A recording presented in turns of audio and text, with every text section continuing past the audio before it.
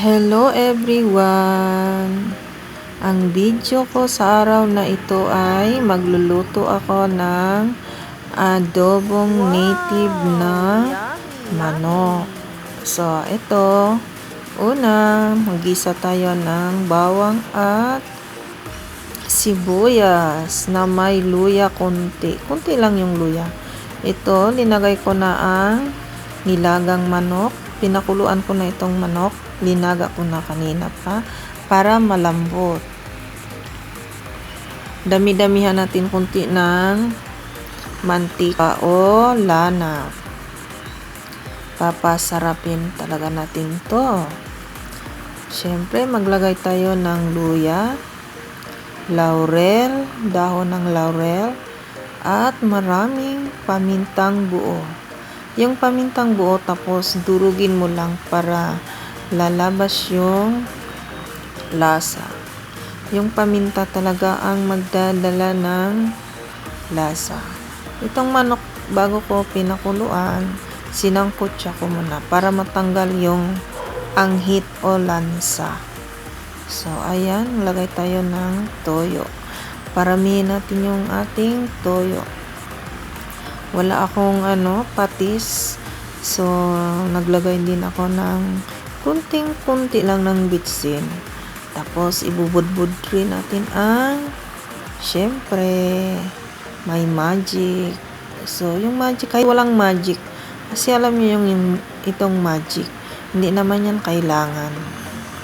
Kung masarap ka talaga magluto, hindi mo na kailangan ng magic. Dahil sa sinaunang panahon, wala talagang magic. So, paminsan-minsan lang din ako maglagay ng magic.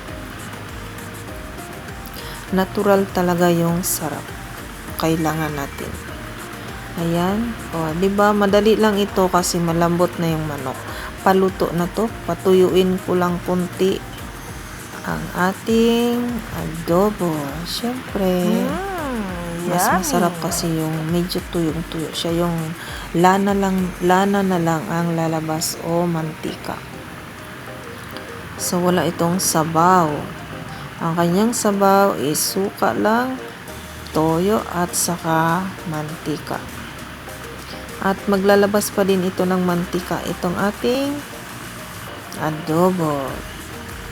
Shout out pala sa aking nanay at tatay. Sponsor sa aking ulam ngayon. Sila yung nag-aalaga, yung mga ama, yung mga anak ang nagha-harvest. Maraming salamat sa kanilang alaga. O, kesa naman yung mag-adobo yung kapitbahay.